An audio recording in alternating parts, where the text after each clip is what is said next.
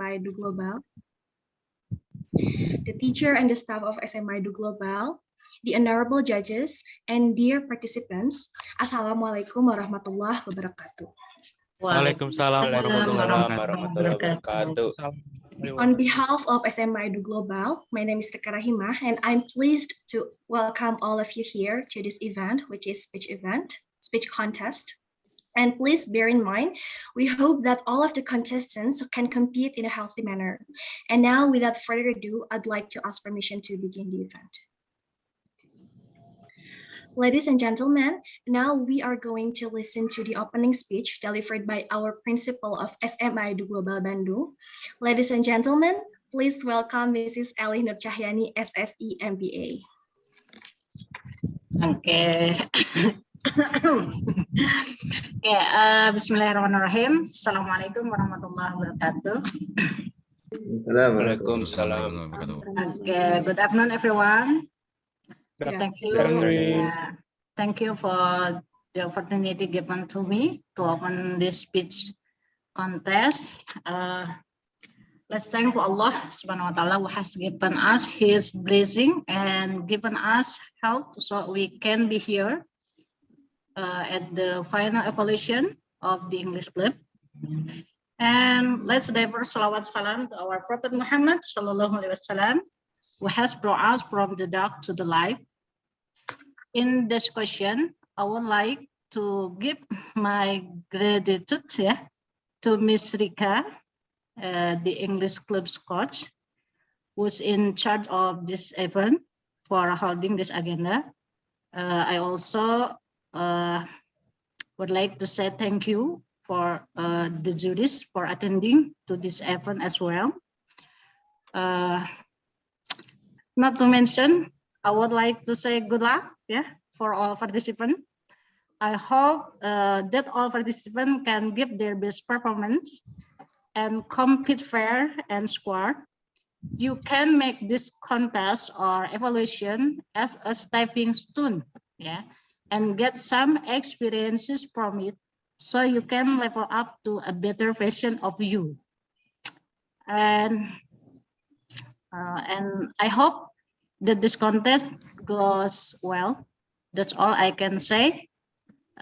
Thank you and good luck. Assalamualaikum warahmatullahi wabarakatuh. Waalaikumsalam warahmatullahi wabarakatuh. Thank you very much, Mrs. Elih Nur Cahyani, for her wonderful opening speech. And now we are going to listen to the opening speech delivered by our Vice Principal of Students Affairs of SMA Edu Global Bandung. Ladies and gentlemen, please welcome Sir Ahmad Haris Mukhtar, SSI.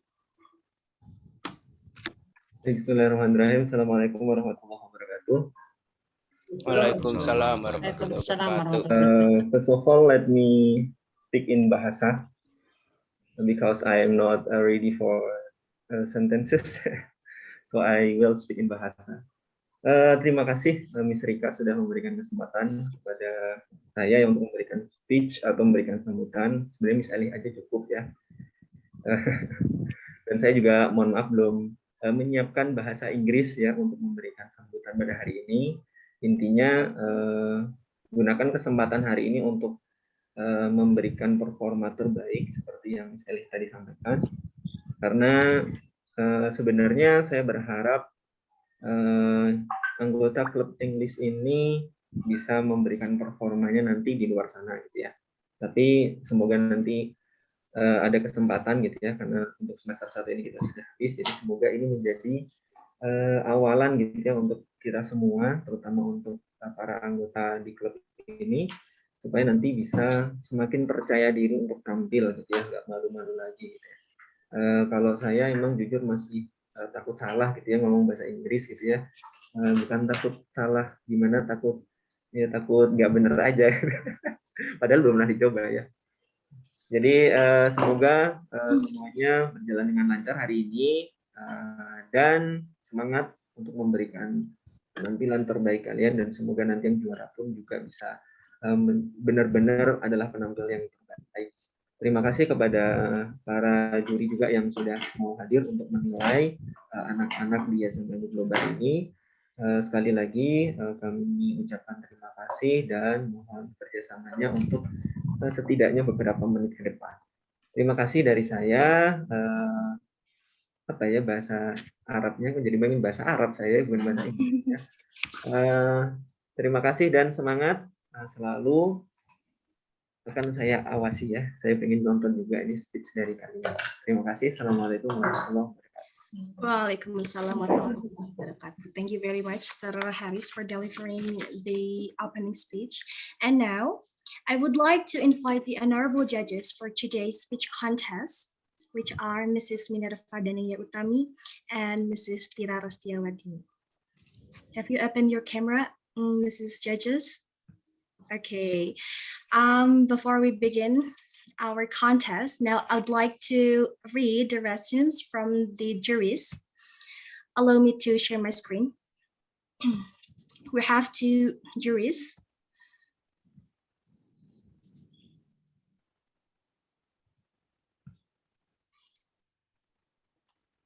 Okay. Just a moment. The first jury is Miss Minerva Danaya Utami SPD MA Chisol. For her academic background, she was graduated from Universitas Pendidikan Indonesia, majoring English education in 2019. And now she was graduated from University of Hull, United Kingdom in 2020, majoring TESOL or teaching English to speakers of other languages.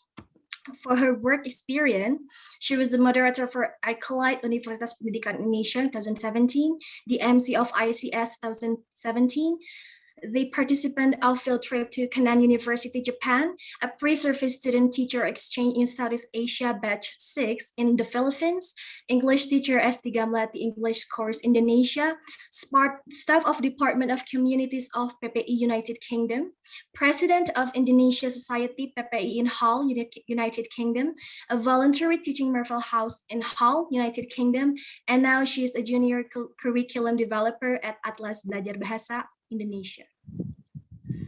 For achievement, she won Best Blog of the 6th batch of the Southeast Asia Teacher Project in November 2018, and she is an awardee of Great Britain Scholarship at University of Hull 2019.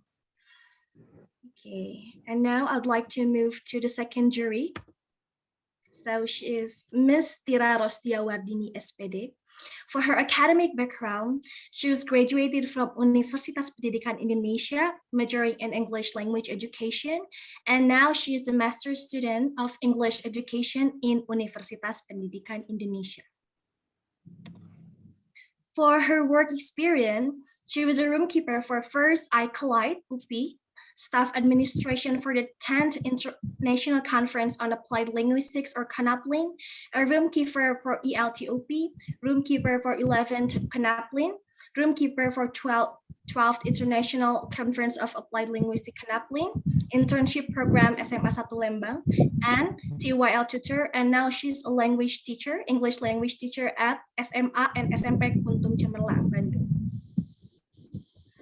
For her organization experience, she was the staff of administration for KABESA, coordinator of ESCW 2016, steering committee 5 of annual English contests and seminar, staff of English speaking community ESA, staff of documentation ESA, staff of singing contest division ESCW ESA, staff of education division P2M ESA, Chief of Annual English Contest and Seminar ACS conducted by UPI 2017, Head of Academic Department for English Students Association, and Media and Publication Team for Masad Hassanain 2020 up until present. For her professional training and development, she was a speaker of Sharing Station Camp Epic 5 at Siliwangi University, Tasikmalaya on August 25th, 2019, And she's a participant of Camp Epic 5, a pre-service teacher training sponsored by United States Embassy in Jakarta, the Regional English Language Office conducted on 17 to 28 June 2019 at Nusa Dua, Bali. Okay, and for the honorable judges, would you like to give remarks in 1 or 2 sentences, probably? I'd like to call upon the judges.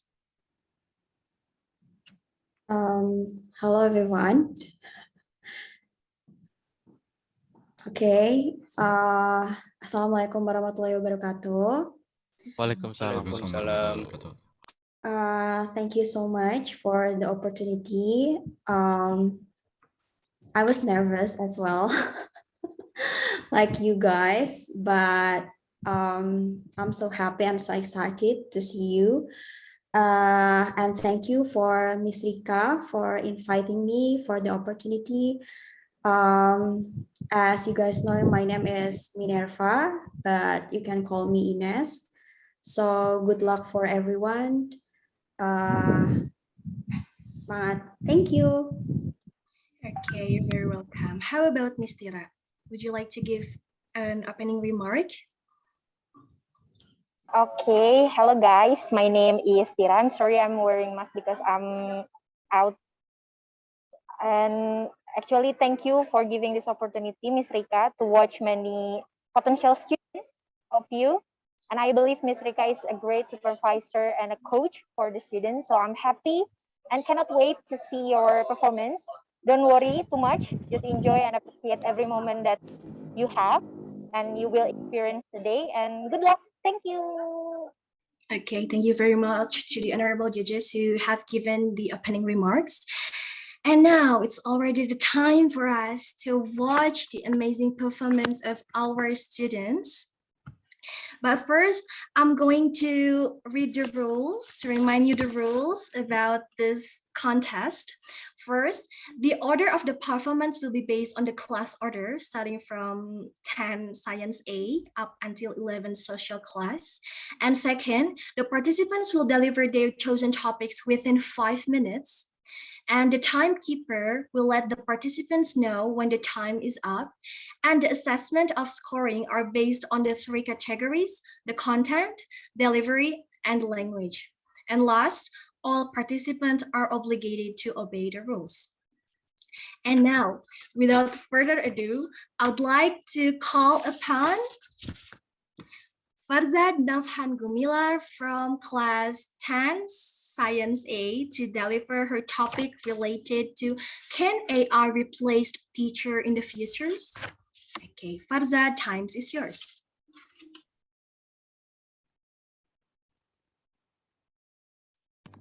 Assalamualaikum warahmatullahi wabarakatuh.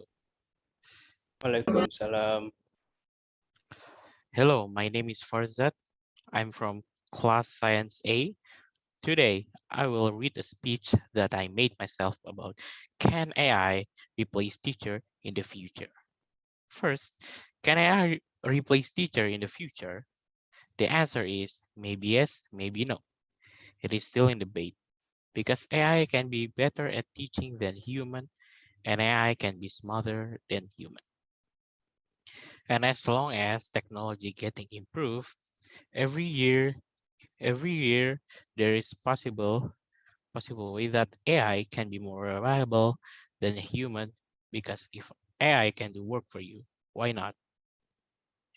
And then because AI can replace human, the school will not spend more money by hiring non-permanent teachers, and the governor will not spend more money too, because human can no longer need it to teach students in school. But there is some flaw. AI or robot, humans, AI or robots, like sometimes the system can be hacked, or when there's a blackout, the AI or robot may not be working. And after that, an AI maybe cannot replace human because AI doesn't have feelings. Like if a student is sad, a human can cheer up the student, but an AI cannot cheer up a sad student. Or when a student is feeling low, AI cannot give the student advice or motivation to keep on living, but a human can, because they have heart and kindness. If a human is teaching, there's some student that don't understand, human will try a different method of teaching until the student understand. And that is many examples why AI is not recommended to teach because they already have a program, and what they do is just follow the program. And it could be very hard for some student to understand when the AI is teaching. And I think that's all of my speech. I hope that you enjoy my speech and love it. Thank you very much for your attention. Assalamualaikum warahmatullahi wabarakatuh. Waalaikumsalam warahmatullahi wabarakatuh. Waalaikumsalam warahmatullahi. Waalaikumsalam warahmatullahi wabarakatuh. Thank you, Farzan, for delivering such a wonderful speech. And now I'd like to call upon the second contestant, which is Ahmad Darrell Albani Hadi Prayitno from class 10, Science A, with the topic of Can AI replace teacher? To Darrell, the time is yours. Assalamualaikum warahmatullahi wabarakatuh. Hello, everyone. Before I start giving my speech, I would like to take this opportunity to say thank you for having me here today to talk about whether or not is it possible for artificial intelligence in the field of education. As a student, I've always wondered whether it is possible for artificial intelligence to replace teachers and tutors in the future. Before we talk about the certain possibilities of it happening, we must understand how computers adapt to certain things. Let's use YouTube system as an example. When you watch a video, the computer will assume that you want to see more of that familiar kind of videos. Let's say, for example, that you're watching a cooking video. The system will now put more cooking videos in your homepage for you to possibly watch. So, what does this has to do with AI replacing teachers? Well, for starters, a teacher must adapt to the certain class that they are teaching in so that the lesson will be much easier to understand and for the student and for it to be more efficient. While that is not impossible for an AI to learn, it is certainly not easy to do. The number of experiments that must be done and the amount of trial and error is much greater difficulty than it is to look for an experienced teacher. Next, let's pretend that AI does exist in a humanoid form. What are the pros and cons that comes with it? The pros might include, but not limited to, faster information from the internet or locally saved information, personalized learning for individual students, and this patient does not have feelings. The cons that it might bring are costs, no personal connections, and unemployment. There are already a couple examples of artificial intelligence as teacher, one of which is RoboGuru, which is an artificial intelligence from here in Indonesia that is owned by Ruang Guru, an online studying platform. This AI uses a program called Adapto, which is supposed to be able to adapt on how the user studies. I have not tried this feature yet, but it sounds interesting nonetheless. There are more examples of artificial intelligence as teachers, but this is one of the most popular here in Indonesia. Unfortunately, that's all I can say. Thank you for your time and have a great rest of your day. Wassalamualaikum warahmatullahi wabarakatuh. Waalaikumsalam warahmatullahi wabarakatuh. Waalaikumsalam warahmatullahi wabarakatuh. Thank you, Darrell, for delivering such a good speech. And now I'd like to call upon Freya Ahuda from class 10, Science B. Is Freya here? Unfortunately, Freya is not here. And now I would like to call upon Al-Gafiki Akbar from class 10, Science B, with the topic of gender equality. To Akbar, time is yours. Okay. Assalamualaikum warahmatullahi wabarakatuh. Waalaikumsalam warahmatullahi wabarakatuh. Yeah, good evening, everyone. My name is Olga Fiki Akbar. I'll be talking about gender equality. I think it'll be best to start by defining what is gender equality. What does that term mean? Gender equality refers to the notion that men and women should be able to pursue things equally in society, whether that be political, economic, or social. I believe that this is the direction that humanity should head towards. I believe that the opportunities of society should be open to anybody, regardless of what group they might belong to.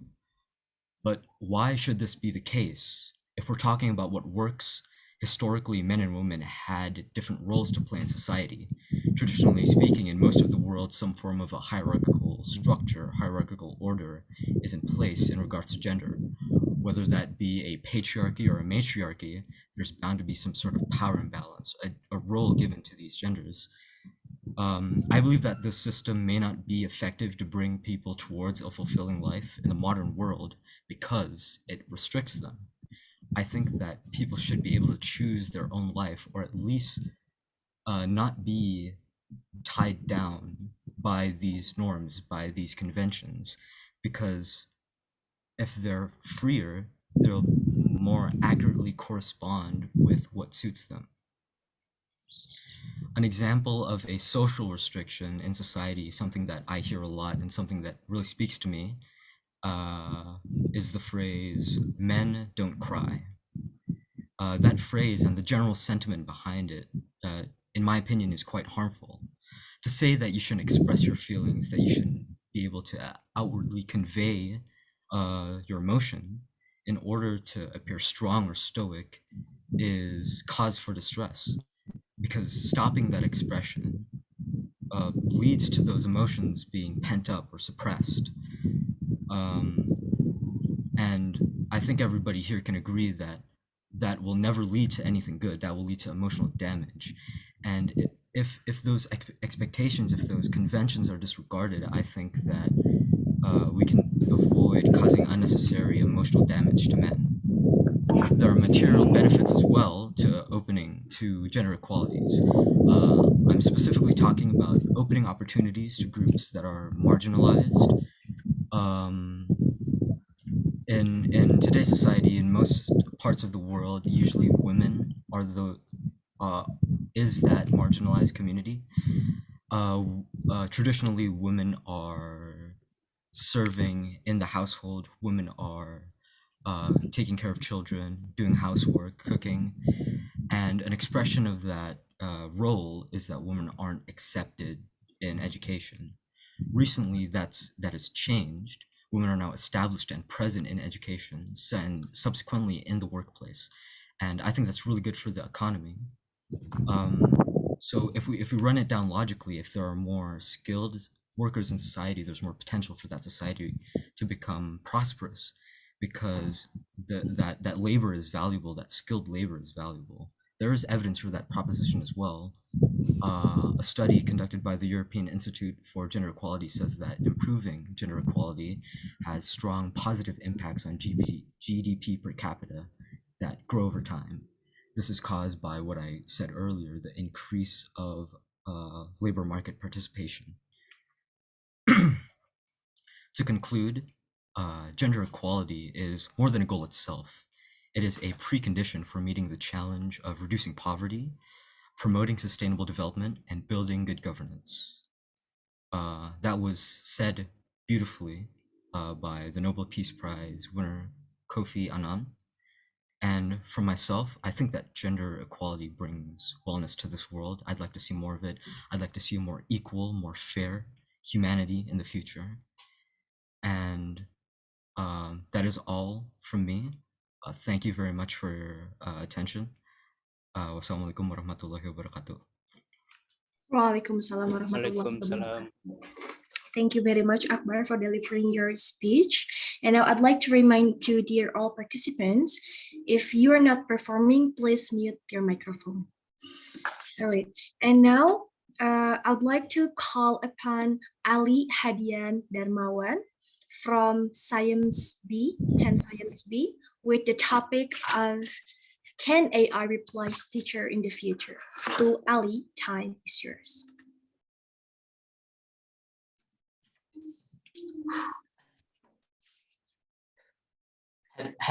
Hello there, everyone. My name is Ali Hadian Darmawan from Edu Global High School, and today I'm going to speak about the pros and cons of AI teaching. Technology is getting advanced now that in the near future we can probably make an AI a reality, and in that reality we can use AI to do a lot of things, and in one of those things we can make AI do teaching. And AI teaching, to be honest, is a really cool thing, And I got to be honest, it's insanely cool. But can AI teach effectively? I mean, it probably can teach. AI in the future could be really advanced, and people could make an AI with all the knowledge from all around the world. It's really possible that AI can teach, and AI can even get more information to use for teaching. And also in the future, AI can be accessed easily, and everyone can get a teaching from the AI. But even though it's really cool that AI can teach in the future, it can't really beat how human teaches. It just feels real different learning from a human and an AI. And I think it will feel more comfortable to learn from a human than an AI. And also, AI could probably have some malfunction, and making and fixing an AI that can teach sounds insanely expensive. In conclusion, an AI has a possibility to teach in the future, and an AI teaching could have more information than a human, and AI will be accessible to everyone in the future. But it will probably be really hard to get used to, and will feel more uncomfortable than getting a teach from a human. Also, an AI has a possibility for a malfunction and will insanely expensive to make. And that's all I made for today. Thank you for hearing my speech, and I'm incredibly sorry if I made some mistakes. Thank you very much, Ali, for delivering a wonderful speech. And now I'd like to call upon Muhammad Istofain Muta'ali Fataki Hadi Cahyono from class 10 Science B with the topic of can AI replace teacher in the future? To Ali Edu Istofain, the time is yours. Yeah, thank you, Miss. Good afternoon, clueless people. My name is Istofain. Well, you already know that. Well, don't worry. I'm also clueless before I've done a research on this topic that I will be speaking on. And my job right now is to educate and motivate you so you don't end up clueless until the end of the line. Today, I will be speaking on a very complicated topic, which is can AI replace teachers in the future? Well, short answers is no. Long answer, yes, but blah blah blah blah. Right now, we will be focusing on the blah blah, or we can call it the reason why AI can replace teachers in the future from now on. All we need to highlight is the three main aspects of being a teacher, which is the brain, the brawn, and the heart. Let's talk about the brain first. Many people would argue that AI will have higher knowledge than normal humans. From my point of view, we need to go back and see the creation of AI. Who created it? Who programmed it this well that it can exceed limits that we have never even thought about seeing? Exactly, it's us humans, the one who made it, program it, and bring it to life. The only problem that we are facing now is how can we improve ourselves so that we are not defeated by our own creation. I will be answering this question at the end of the speech. So now we can talk about the brawn. For the people who doesn't know what brawn means, it means the physical strength in contrast to intelligence. If we purely compare our physical strength with the physical form of an AI, it's going to be a match between a UFC fighter with an athlete. The AI's body is made of cold titanium with thousands of horsepower on its engine, and we are sitting here with our blobby skin, paper thin muscles, and fragile bones. But this is not the strength that we will be comparing. We will be comparing our strength and durability for teaching purposes. What is that exactly? We will be seeing how teachers spend their time and stamina to give the best lesson and question for the class. So, what can we do to improve our physical strength for educational purposes? Once again, I will be answering this question at the end of the speech. And last but not least, let's talk about the heart. The debate between human heart and AI heart should have just end here. We have a heart and we express emotions. Our thought process can include the feeling of love and other emotional things. So we only need to worry about one thing now. How long are we able to keep it up? There must be some point in the teacher's lives when they don't like one or two students or more, but they somehow still manage to keep their composure and keep on teaching them. That leads to a new question. How can we keep up the passion and love for teaching? Here we are left with a couple of unanswered questions. I will be answering them with an unusual way of answering it. I'm going to tell my dream in front of all of you. So Taylor Swift, if you know her, she is a singer, might have the wildest dream, and Martin Luther King Jr. may have the most patriotic dream, but I also have a dream. I have a dream that the next generation of teachers will master their craft in knowledge and eventually teaches their next generation and become better than them. And I have a dream that the next generation of teachers will pour their strength to teach their next generations. I have a dream that the next generation of teachers will pour their hearts and souls onto their work to provide the best support and love for their students. And I have a dream that all of us will take a yearbook photo, smiling and hugging our teachers and not computer. Thank you. Assalamualaikum warahmatullahi wabarakatuh. Waalaikumsalam warahmatullahi Waalaikumsalam. wabarakatuh. It was a wonderful speech from Isto. And now I'd like to call upon Shafi Halwa Halisa from 10 Science B. Is Shafi here? Unfortunately, she's not here with us. And now I'm just going to call upon Galuh Esvan Haider from class 10 Science B with the topic of Gen Z's contribution to the new normal era.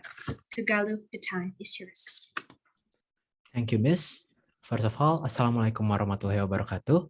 My name is Galuh Esvan Haider, and I will be bringing my motivational speech on this chance. Now, when you love something, you protect it. Now, some of you might be wondering, what does that quote have to do with the speech? It doesn't even fit in any of the topics given. We'll come back to this quote later, and trust me, everything will eventually form a perfect circle. Now, in this chance, I will be sharing my point of view regarding to the sentence, Gen Z's contribution to the new normal era.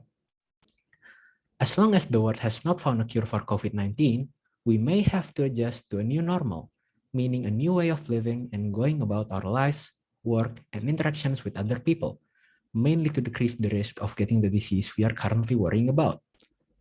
Now that we have acquired a grasp on the situation, the next question is what can we, the Generation Zs, do to contribute on this new normal? All we have to do is to adjust our activities into the things that can decrease the risk of getting the disease. That may sound easy for some people, but adjustment is a process that looks differently for most people. This process is not linear or well-defined, because the situation itself is uncertain and temporary. The most important traits that we have to maximize is our patience and our effort. And we can implement those from little things. For example, we are reminded every day that we have to use face masks regularly, we have to distance ourselves from other people, we have to wash our hands after doing any activity, and we even have to monitor our vitals like body temperature, blood pressure, etc. to prevent undetected viruses on our body. Those things are very hard to do in our lives, mainly because we need to adapt on a huge scale, but everything that leads to this situation happens so suddenly. That's why we need to be patient on implementing these things in our daily lives. Most importantly, we need a reason on why do we have to do all of this hard work. And that leads us to the final question. Why do we have to do all of this hard work? Is this all for nothing? And even if we are fighting for something, what is it that we are fighting for? I'm going to answer those questions by asking you another simple question. Have you ever loved someone? Yeah, that must be one of the most beautiful feeling in the world. Like we are ready to sacrifice everything for this special person. And in that sentence lies another question. What do we have to do if we love someone? Ladies and gentlemen, we are back to the point where we started this speech. Remember that quote? The one which said, when you love something, you protect it? Boom! It doesn't matter who do we love. It could be our parents, our children, our friends, or in most of the cases, that stranger who suddenly came into our lives and took our heart. But the thing that matters the most is we need to protect the people that we love to prevent them from suffering the disease that we are globally fighting against. That's the main reason on why we should work that hard. It's because the future of our loved ones, including ourselves, is in our hand. And I believe this responsibility is handed to us Gen Zs because our role is the owners of the present and the steering wheel handlers of the future. I hope that my message is clear and everybody here can implement all of the things that I mentioned, all in the name of love. I really thank you for the chance that I have been given here. Once again, thank you very much. Wassalamualaikum warahmatullahi wabarakatuh. Peace out. Waalaikumsalam warahmatullahi wabarakatuh. Thank you, Waalaikumsalam. Dalu, for delivering a beautiful speech. And now I would like to call upon Muhammad Nazif Hidayat Hushin Shah from 10 social class, and he's going to deliver the topic of Gen Z's contribution to the new normal era. To Nazif, the time is yours.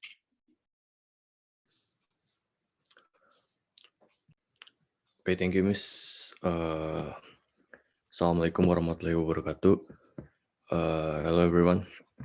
My name is Nazif from Social X, and I would like to deliver my speech regarding to Generation Z contribution to the new normal era. I believe that our Generation Z, is the driving agents in almost every major change in this world. My speech will elaborate why Generation Z give a great contribution to the new normal era. First, if we remember the words of the proclaimer father about the nature, if you'd give me 10 youths, then I will shake the word. This statement is reaffirmed the great role of youth in the very era, from the era of the independence revolution of the Reformation to the Generation Z, which has now entered a new normal life. The important role of youth in carrying of the change as the front line of championing for the movement to overcome the corona outbreak is always awaited by all human souls anywhere in the world. Generation Z has come now in the new normal era, a life full of challenge and opportunities for young people in 2021. This is a new chapter in human life. Throughout the universe in this year, invisible to the eye, all the attention, ideas, and effort all human beings are currently united to fight against a common enemy called the coronavirus. Our age is the most optimal period to create a change because we have the most energy, lose time, and a high idealist vision of change. In today, new normal life, young people who often refer to Generation Z are actually very easy to move opinions about health. They can easily disseminate information about health protocols through social media channels. In addition, Generation Z are considered to be able to think more critically in all situations. In this case, young people can socialize properly and correctly in the midst of a critical situation like now. We can provide education in the interesting way to community, for example, by opening donations to care about COVID-19 or creating social action movement, namely volunteering. This will certainly make some people in the community become literate again on the issue related for the COVID-19 prevention protocol in the area of normal life. From my speech, I wanna to invite Generation Z to take an important role as generation of agents of change who will make a big contribution in handling the pandemic against corona in the new normal era. Thank you so much for your attention. Assalamualaikum warahmatullahi wabarakatuh. Waalaikumsalam Waalaikumsalam warahmatullahi warahmatullahi wabarakatuh. Thank you, Nazif, for delivering such a wonderful speech. And now, ladies and gentlemen, I'd like to welcome Natasha Camelia from 10 Science at 10 Social class, with the topic of, do you agree with today's beauty standards? To Natasha, the time is yours. When I was in elementary, the teacher used to have us list our favorite foods. As a child, I loved mentioning everything sweet. Chocolate bars, ice cream, cake rolls, cookies. Never at that moment will I expect that these foods that I admire a lot would become my greatest fear for me to even take a bite out of them. And the worst part is to realize that this feeling wasn't only mine to feel alone. It once left me asking, how in the world did this happen in the first place? My name is Natasha Camelia, and today I would like to talk about whether or not today's beauty standards are agreeable to me. My dear friends, allow me to ask you a question. How do you think society defines the word beauty? I believe that there are many aspects that portray us to being beautiful. It's even fair to say that it's too much, to the point of it being ridiculously unrealistic. To be white-skinned with no pores nor signs of acne, to be someone with an hourglass figure, hairless body, perfect face features, and many more. As the concept of beauty differs from each place, it has the capability to push everyone into the same mold where it rejects diversity. Ever since we were young, there are so many hidden messages that demonstrate how physical attractiveness plays a big part. Like the Barbie effect, for example. At first, it might just seem like a regular toy to play with. However, the doll puts an influence mainly on young girls, leading them to believe that obtaining a flawless figure is what gives them the most value as a human being, which is completely not true. The same way may go for Ken dolls for boys too. My heart ached when I acknowledged this effect may prolong and even develop onto greater concerns, such as body dysmorphia, a mental condition where one is involved in an obsessive focus on a perceived defect in appearance. As for today, social media acts as the biggest influencer to advertise, even profiting from the indoctrination of toxic beauty ideals for many people. For instance, there are a lot of damaging, extreme practices that you can find being glorified for models and idols for their physique. We may find ourselves wanting to be them, not realizing that we have been consumed by the danger of standards itself and blinded from the truth. Anorexia and eating disorders are the price of what these people show us on the screen. It's so sad. How to feel enough? Some of us are willing to pick out skin and ignore hunger even, giving us much proof of how these so-called beauty ideals are not worth the fulfillment. My dear friends, following today's toxic society's ideals is a damaging culture. However, even by the quote that imposing to these standards is a matter of choice, the idea of beauty will still matter to us. And what has to begin for it is a wider definition and a more diverse meaning. To embrace that beauty is within all colors and all shapes, and instead to oppress, beauty is an art to appreciate. To begin, we should all acknowledge that we all hold our own uniqueness, and even our insecurities are to be validated, not photoshopped off. And most importantly, our worth is not something we have to gain by being a human trophy of looks. And in fact, there is no end to fulfilling what others expect of us. So, hey, who cares if you're not in the cover of a magazine? We are enough. And inside out, attractiveness is something we all express in our own style. That is all I have for today's speech. Thank you so much for the opportunity. Thank you so much for everyone who has given the attention for me too. Assalamualaikum warahmatullahi wabarakatuh. Waalaikumsalam warahmatullahi wabarakatuh. Thank you very much, Natasha, for delivering such a wonderful speech. And now I'd like to call upon Muhammad Riza Nurhadian from 10 social class with the topic of can AI replace teachers in the future? To Riza, the time is yours.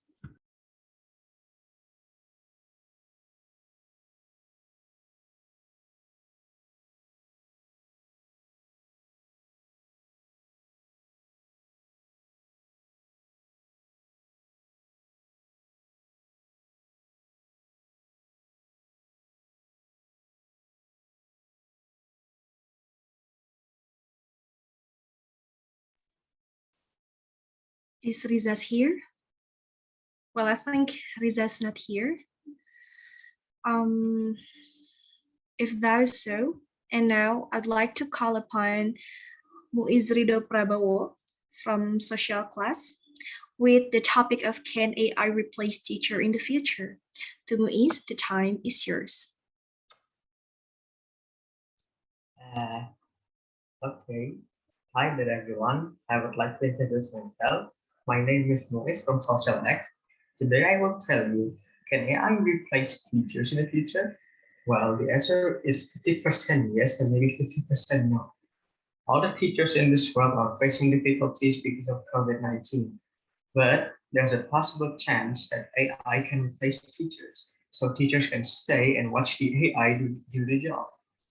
But I don't think AI is what teachers expect, because AI may be able to teach unlike real teachers. It could be that AI does not understand how students learn, does not know the abilities and talents of the student. It might take students dissatisfied with the AI provided in the future. If later the AI owner gets a lot of criticism from the school, and then the world of education will be destroyed. Maybe if the AI maker gets a lot of criticism, there's a high possibility that the AI company will go bankrupt, or even worse than bankrupt. There could be big demonstration around the world because the AI company is destroying the education world. What if there's one country or city that does not accept AI in school? It could be that the country or city does not accept the AI, but not get the bad effect from AI. But it's possible that the country that already used AI forced it to use AI even though the country has its own style. For me, if you want to use an AI as an assistant school, I would like to use it as a teaching assistant in school. But the teaching assistant means like it's helping the teachers doing assignments from school and making their own assignment. Maybe I agree if AI using like a teacher, but it'll be used as an assistant from the teacher to do an assignment and the others. That's all from me. Thank you.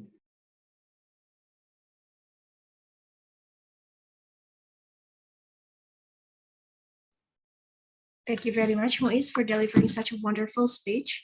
And now I'd like to call upon Muhammad Raihan Ilham from 11 Science A.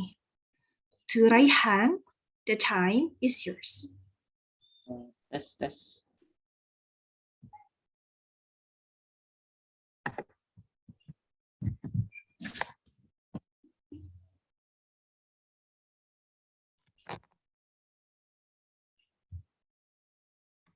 Assalamualaikum warahmatullahi wabarakatuh.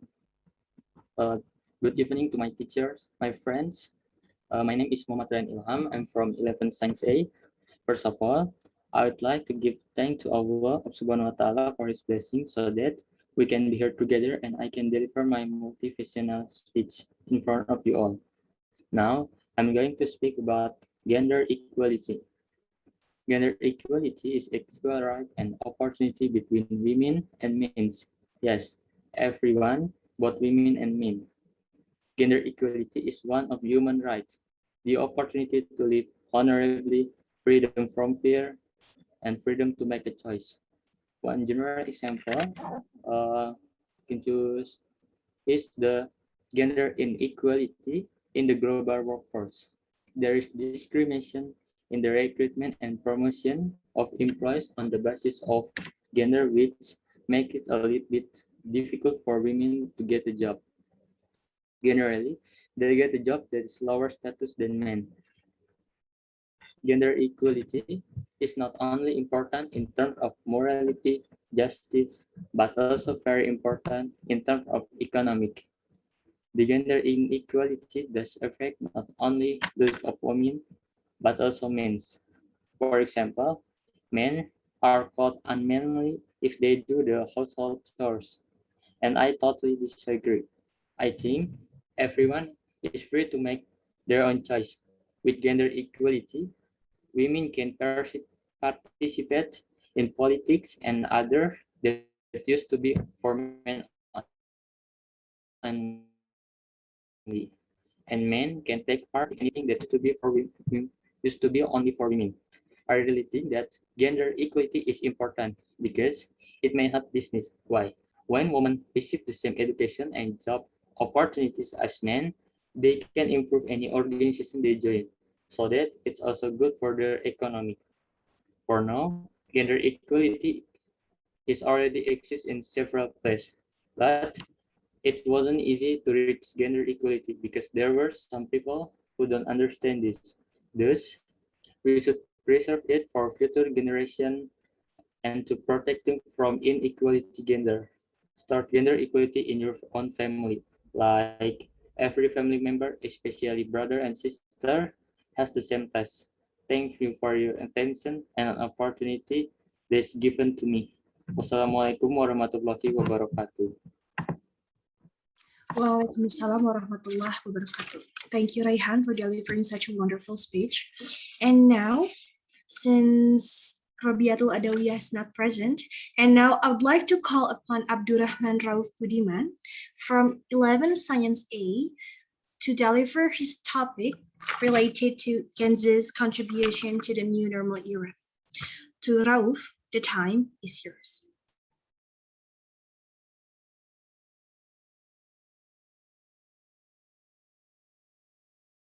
All right. Bismillahirrahmanirrahim. Assalamualaikum warahmatullahi wabarakatuh. Good afternoon, everyone. First of all, I want to thank my teacher, Ms. Rika, the juries, and the other staff for all the opportunities given to me this afternoon. I appreciate it with all my heart. In this speech, I would like to share my thoughts and my take regarding Gen Z contribution to the new normal era. As you may know, Generation Zers, also known as Zoomers, is the demographic cohort that follows millennials and precedes Generation Alpha. They were born between the mid-1990s and early 2010s. Well, most of the Gen Zs are growing up and they're naturally feeling anxious about the flawed world they're living in, whether it be quarantines or social disapproval and high unemployment. Generation Z is facing challenging socio-economic conditions. With this condition, you may wonder, what can we expect from Gen Z after a pandemic? How will Gen Z contribute to the global community? Is Gen Z capable of improving the world? I'll try to answer at least two of these questions. First, as technology and the economy advance, many new opportunities will arise. Education is one of those possibilities. Thanks to the internet, learning education is easier than ever. There are so many things you can learn or find on the internet, and that's why Gen Z is on the track to be the best educated generation. Second, we have the community. Gen Z was born into technology, so making points of community across social media and in games comes natural to them. However, being digital natives doesn't mean Gen Zers are digitally exclusive. They value in-person connection just as much. Because of the pandemic, most of them have developed a deep appreciation for in-person interactions. And last but not least are brands and marketings. With Generation Z now setting the pace for popular cultures and trends, brands and marketers can track this generation better than ever before because brands are extensions of themselves and of what they really stand for. I'm sure there are many more contributions out there that I haven't mentioned yet, but I will keep it short here and end this speech. To all of you in there, remember to respect the Gen Zs and make a genuine commitment to this world. Do what brings out you to your true self, the brilliant, passionate you who is eager to contribute something meaningful to this world. It is time for brands, influential figures, marketers, and everyone, and I mean everyone, to join forces and create a better future. All right, that's all from me. I hope you can learn something or at least one thing from my speech. Thank you so much for all of your attention. I hope you have a great day, and wassalamualaikum warahmatullahi wabarakatuh. Waalaikumsalam warahmatullahi wabarakatuh. Thank you, Rauf, for delivering such a wonderful speech. And now I would like to call upon Muhammad Yasin Fadilah Ismail from 11 Science B with the topic of, do you agree with gender equality? So Yasin, the time is yours.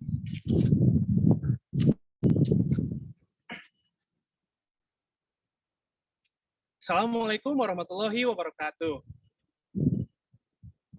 Alhamdulillahirabbil alamin. Wassalatu wassalamu ala anbiya'i wa mursalin wa ala alihi ajmain, amma ba'du.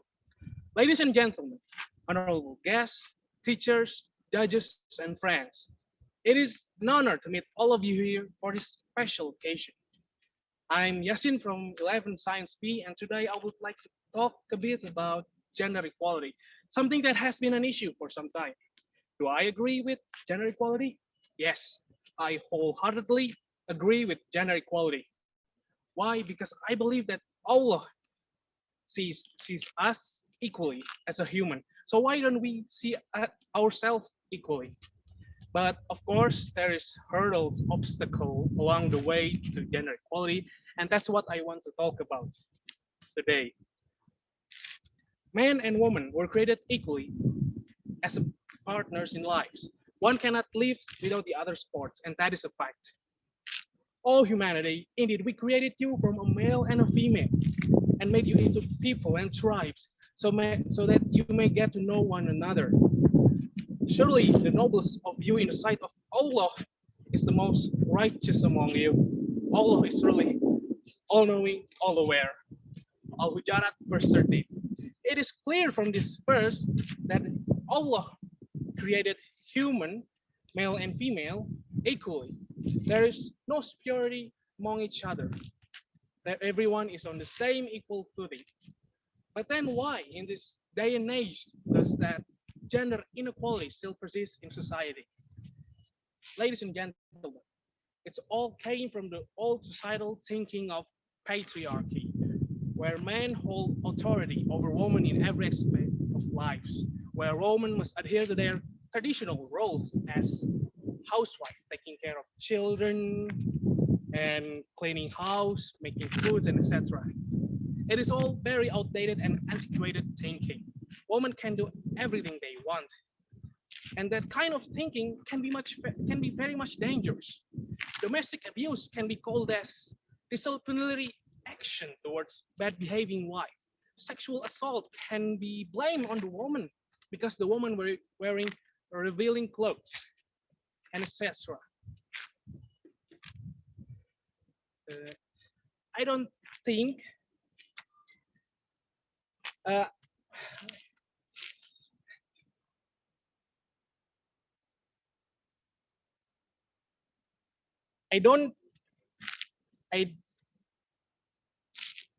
don't deny there is also discrimination towards men. There has been a growing, slow but growing movement of anti-men or misandries, where more women hate men and loves men. There's also toxic masculinity, where men were expected to follow the societal guidelines, where men mustn't cry, where men mustn't do this, mustn't follow, mustn't show their feelings. And all of this doesn't help us in the progress of making a gender equal world. But many studies have shown that more women have been discriminated against because of their gender. So what I'm saying here is that we must acknowledge there is woman's perspective and men's perspective of the issue, but we must prioritize women because they are more likely to be discriminated against because of their gender. Ladies and gentlemen, what can we do about all of this? well, we can start opening more job opportunities for women and education opportunities. We can listen to their problems and help them. We can support women and etc. It is all very simple, but we cannot change society in a sudden move. But we can slowly integrate gender equal habits and thinking and policies, and we will surely have a gender equal world. I think that is all that I can say for now. Thank you all for your attention. I am very sorry if there is any mistake or error in my part. Wabillahi taufik wal hidayah. Wassalamualaikum warahmatullahi wabarakatuh. All right, thank you very much, Yasin, for delivering such a great topic. And now I would like to call upon Rekta Mutiara Alam to deliver her topic related to beauty standard. Unfortunately, Rekta is not present. And now I'm just going to continue to call upon Karisa Mazia Budiman from 11 social class to deliver her topic related to, do you agree with gender equality? To Karisa, the time is yours. Assalamualaikum warahmatullahi wabarakatuh. First things first, I'd like to thank you to the Almighty Allah Subhanahu wa Ta'ala for His never-ending blessings and gifts so that all of us could be here in this wonderful meeting on this fine evening. Your Honor, Ms. Rika, our beloved teacher, I would like to thank you for your continuous and admirable support and your guidance so that because of you, we can all be here in this contest. And I would also like to thank you, our friends, our English club members, for your support and participation in watching and letting me perform my short speech. Today, I, Karisa Mazia Budiman from Social 11, would like to convey my thoughts as to why I do or do not agree with gender equality. To start things off, what is gender equality? Well, gender equality, according to Wikipedia, is the view that all people should receive equal treatment and not be discriminated against based on their gender. Many people then and now have been heavily discriminated based on what gender they are. For example, in everyday life, if a man and a woman were to walk at night at the exact same time, the woman wouldn't be able to roam as freely as the man, for she is in fear of getting harassed. Another example would be that a man often gets higher wages than that of a woman. Of course, these examples are just mundane ones. There are other examples that are far more restricting and far more dangerous than the ones I've mentioned. And so what I would like to say is, in short, men are generally viewed higher than women in some aspects of life by society and vice versa. If you look at all of this, then the situation is bad in and of itself. To explain further, the situation is bad because not only do women can't live freely on their own, they, as much as men, are controlled by society's expectations and boundaries. This creates inequality, which is devastating to mankind as a whole. But what if I were to say that I do not agree with gender equality? Well, why? Because the definition of gender equality in Western society differs from what I stand on. Naturally, as a Muslim, I abide by the rules of the Quran and Sunnah. So why would my opinion not revolve around the definition that gender equality is fit in Islam, right? According to our religion, men and women are already equal. In the eyes of Allah, we are all the same, for we are all Muslims. And in the Islamic law, or the Sharia law as people like to call it, men and women already have their own privileges, which ensures a peaceful society. Even our Prophet was an advocate for Muslims. He and the rest of the Sahabas made sure that women are treated as fairly and as equally as men do. They fought for everybody's rights and made sure that we could live on as one ummah. And so as I've curated, my stance on gender equality is that of the Islamic gender equality. If people have their own views, then we as Muslims should support the one we believe in. Islam is a beautiful religion, and I hope through my speech I can open your eyes to the wondrous and amazing qualities of our religion that were known before. Thank you for listening to my speech. I'm sorry if I have made any mistakes or if I offend anyone. Good day. Wassalamualaikum warahmatullahi wabarakatuh. Waalaikumsalam warahmatullahi wabarakatuh. Thank you very much, Carissa, for delivering your speech. Well, I believe that Carissa is the last one presenting her speech. And now I would like to invite the judges to give final remarks regarding our students' performance in today's speech contest. Well, it can be representative, so I'd like Ms. Tira to deliver her final remarks regarding our today's speech contest. Ms. Tira, the floor is yours.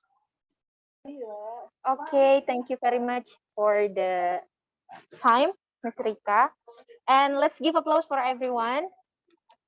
Hey, good job, guys. I do believe that you do the research and prepare for your speech is from a long time ago. Yeah, is it true?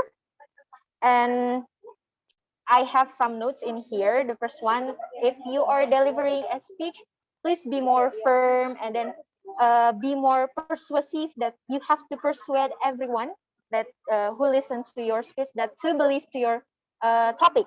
Yeah, that's the notes. And also you may use the hand gesture and also eye contact to, even though it's online, but you can do that. Eye contact, you have to be apa sih namanya? Aduh sorry.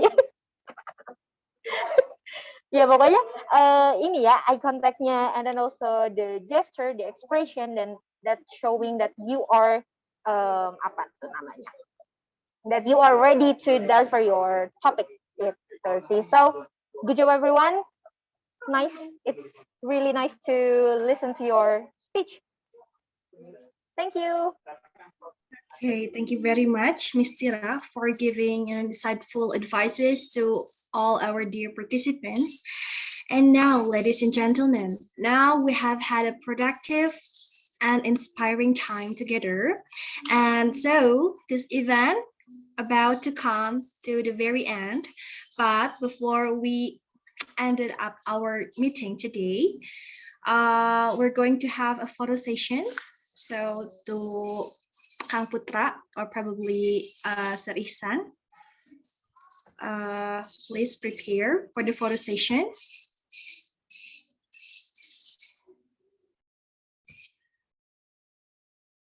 Can Kang Putra or probably Sir Ihsan lead the photo session?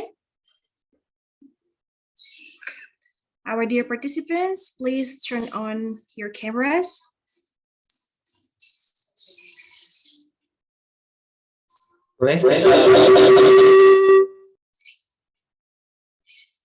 Kita foto dulu ya teman-teman. Muiz, Yasin, Rauf, Rehan, Nazib, boleh dibuka kameranya. Yasin, Rauf, Yeah, for the rest of the dear Nazib, participants. Nazib, nah, Yasin.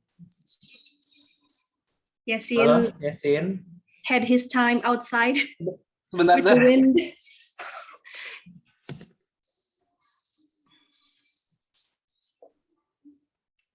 Boleh kita tunggu Yasin sebentar ya. All right, we're going to Yasin. We're going to wait Yasin for a couple of minutes, I think. I bet he's having such a wonderful time outside at the rooftop.